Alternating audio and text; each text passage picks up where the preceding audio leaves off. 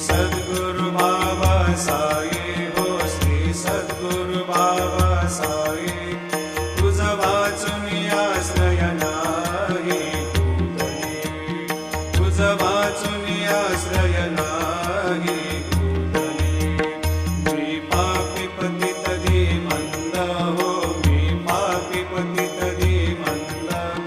कारणे मला गुरुनाथा जडतरी